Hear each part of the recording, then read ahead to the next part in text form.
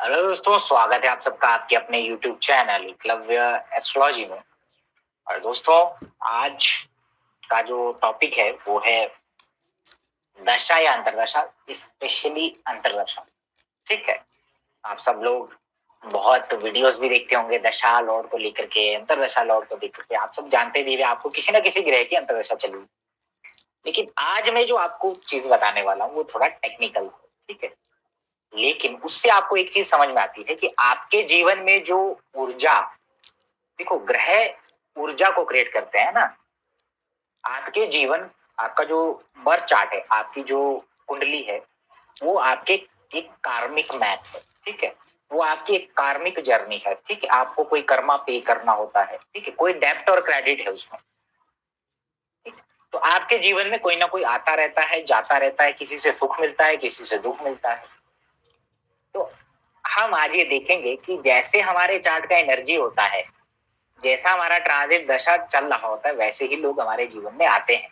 यानी कि हमारे कर्मों के आधार पर ही हमारे जीवन में ऐसी एनर्जी और ऐसा हमारे पास एनवायरनमेंट क्रिएट होता है जिससे या तो हमें सुख प्राप्त होता है या दुख प्राप्त होता है। तो बहुत बार लोग क्लेम करते हैं या ब्लेम करते हैं दूसरों को कि वो बेवफा निकली, मुझसे प्यार है ना किया, 4 दिन से छोड़ के चली गई, वो ऐसी थी, वो या वो ऐसा था। ठीक है, उससे मेरे को लॉसेज हुए, उसने मेरे साथ ऐसा किया।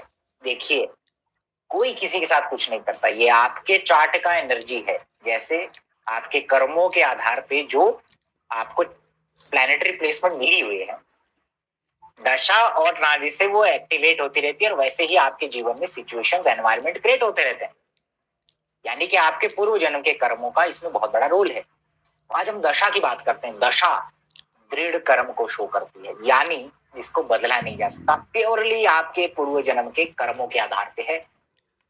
और जब जब वो चलती है, अंतरदशा और दशा, सबसे इंपॉर्टेंट महादशा और अंतरदशा, हमारे जीवन में लोग भी आते हैं, वैसा ही एनवायरनमेंट क्रिएट होता है, हमारा इंटरेस्ट भी चेंज होता है, इवन हमारे प्रोफेशन में असर पड़ता है, हमारा प्रोफेशन भी वैसा ही रूप ले लेता है, हमारा एरिया ऑफ इंटरेस्ट भी वैसा ही बदल जाता है, हमारे दोस्त बदल जाते हैं, हमारी पत्नी बदल जाती है। अब इसमें कई रिलेशन ऐसे होते हैं, कैसे, जो बड़े लॉन्ग टर्म चलते हैं, बड़े गहरे होते हैं, जैसे भाई बहन का रिलेशन, ठीक, पति पत्नी का रिलेशन, बच्चों के साथ रिलेशन, माँ बाप का, दादा नाना काका, ये सब।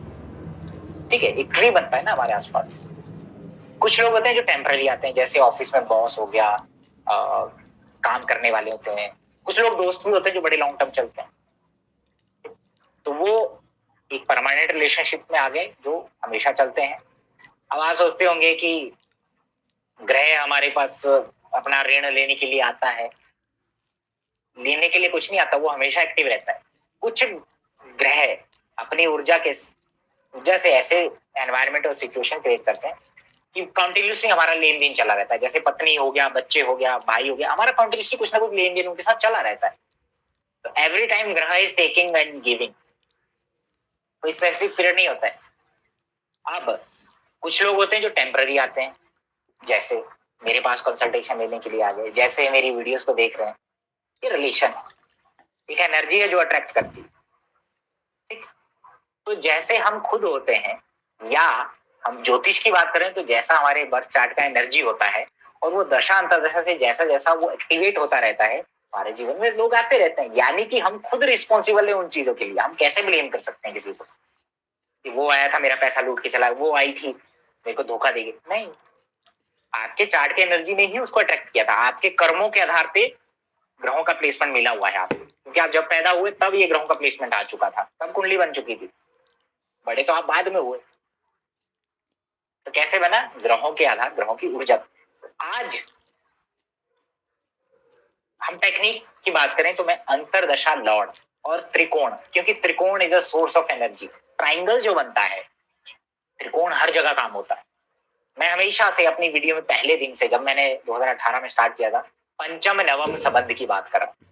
लेकिन लोग सिर्फ सोचते हैं कि नाड़ी ज्योतिष में ही फिफ्थ और नाइन्थ से जोड़ते हैं दूसरों को। नहीं, अगर मैं आपको बताऊं, आज का जो बेस्ड है वो है इस भृगु शास्त्र के ऊपर बेस्ड। ठीक है, इसमें लिखा हुआ है कि किसी भी ग्रह की महादशा जानने के लिए उस ग्रह को लगन की स्थिति की तरफ, यानी दशा लगन उसको बोलते हैं, ठीक है। लेकिन एक इसमें सबसे इंपॉर्टेंट एक सूत्र है, प्रत्येक ग्रह को एक लगन के रूप में स्थान दें एवं उससे पंचम या नवम देखें, ठीक है।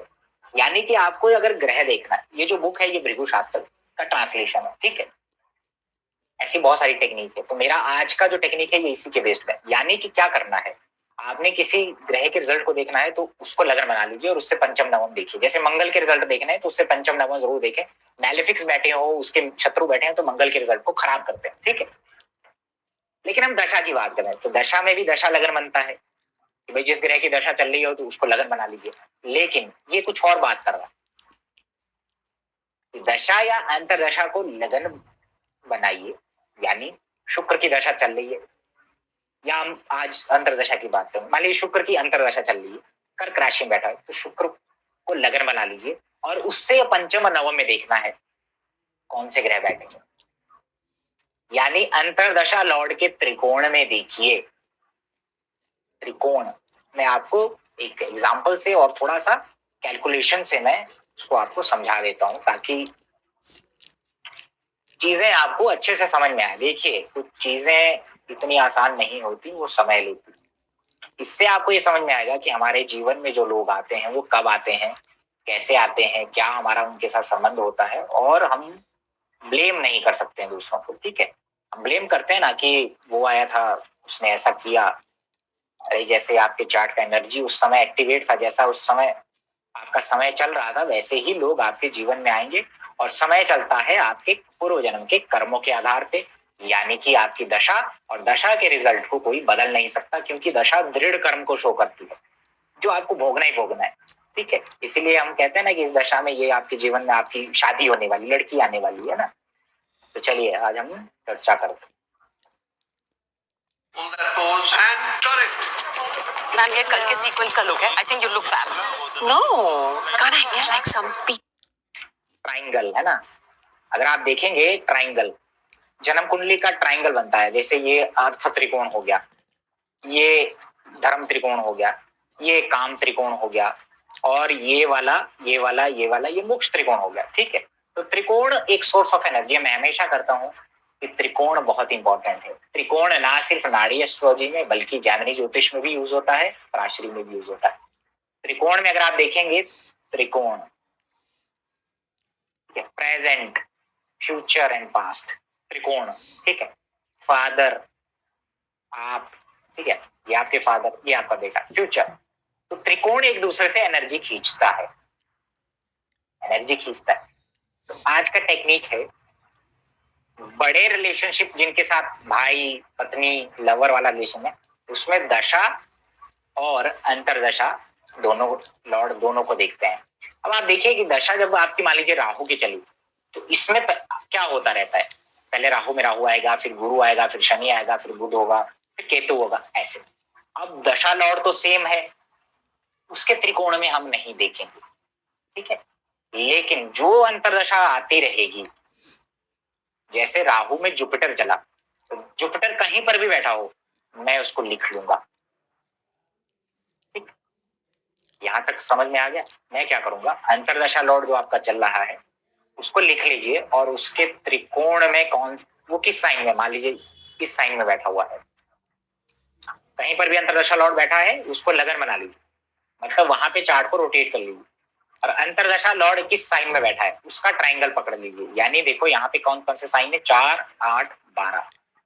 जब इस ग्रह की अंतरदशा चलेगी जुपिटर की, आपके जीवन में सबसे ज्यादा प्रोमिनेंट एनर्जी या पूर्व जन्म के कर्मों के आधार पे सबसे ज्यादा जो सिचुएशंस बनेगी या लोग आपके जीवन में आएंगे, वो इसी लगन, इन तीनों लगन और चंद्र लगन वाले आएंगे। यानी कि कर्क वृश्चिक मीन का कोई ना कोई प्रभाव उनके लगन या चंद्र में होगा। और जुपिटर चल रहा है, जुपिटर कर्क में बैठा हुआ है, अंतरदशा लॉर्ड है, तो इसका संबंध जिस समय वो एंटर करेंगे आपकी लाइफ में, उनकी महादशा या अंतरदशा या प्रत्यंतर से होगा। और इस अंतरदशा का लॉर्ड का संबंध आपके या उनके, जैसे आपके चार्ट में चल रहा है तो उनके चार्ट में कहीं ना कहीं लगन, चंद्र लगन या लग्नेश से संबंध होगा, अंतरदशा लॉर्ड का संबंध होगा, ठीक है। ये चीज कहाँ काम आती है, ध्यान से समझिए, अभी एग्जाम्पल से समझाता हूँ। ये चीज काम आती है जब आपको रियलाइज करना हो, BTR करना हो, बर्ड टाइम रेटिकुएशन करना हो। फॉर एग्जाम्पल, जैसे ये एक चार्ट है, मान लीजिए वीनस में मार्स बैठा हुआ है और यहाँ मून बैठा हुआ है, ठीक है, केतु के साथ कर्क राशि। ये एक लड़का है, ठीक, इसको केतु में शुक्र चला। अब शुक्र अंतरदशा लॉर्ड है, तो मैं शुक्र को लगन बना लूंगा या शुक्र का ट्राइन देखूंगा। अब ये शुक्र के त्रिकोण में जो साइन में पड़े, शुक्र के त्रिकोण में जो ग्रह बैठे होंगे आपके चार्ट में, मैक्सिमम एनर्जी उसी की एक्टिवेट रहेगी उस पीरियड में आपके आसपास। शुक्र की एनर्जी एक्टिवेट रहेगी क्योंकि वो अंतरदशा लॉर्ड है। तो ये ट्राइंगल बना लिया मैंने। अब यहाँ पे 10 लिखूंगा, 2 लिखूंगा, 6 लिखूंगा और वीनस लिखूंगा, ठीक है। ट्राइंगल का मतलब क्या होता है, त्रिकोण भाई, या तो युति है या पंचम या नवम में बैठे हुए एक दूसरे से, ठीक है। अब केतु में शुक्र इसको चला,